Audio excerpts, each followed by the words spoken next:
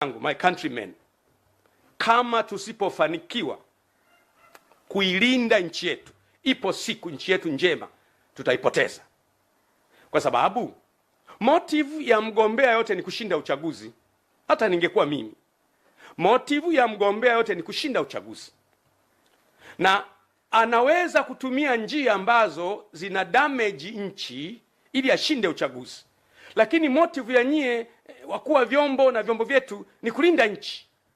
Akija mtu mnamlinda, anamaliza, anaondoka, anaingia kwa mujibu wa katiba, mnamlinda, anaondoka. Ndio wajibu wenu. Lakini itakapofika wakati tukaona aibu kusema juu ya mambo yanayohatarisha taifa, kuna siku tutakuwa na wakati mgumu sana.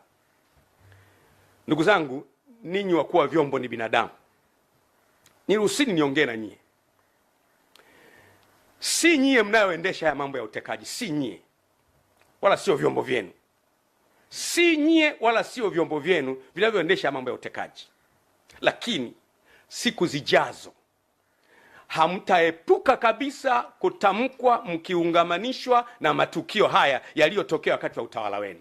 Kwa mfano, watu watasema mwaka ule, kipindi kile ambacho DJIS alikuwa fulani, miaka ile ambacho CDF alikuwa fulani, miaka ile ambacho mkuu wa jeshi wa polisi alikuwa fulani, miaka ile ambayo mkuu wa jeshi la magereza alikuwa fulani, miaka ile ambayo mkuu wa uhamiaji alikuwa fulani na mkuu wa jeshi alikuwa fulani, ndiyo miaka ile ambayo watu walitekwa sana.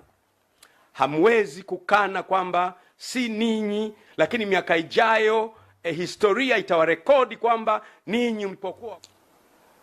Leo nimekuja tena tuzungumze kwa pamoja.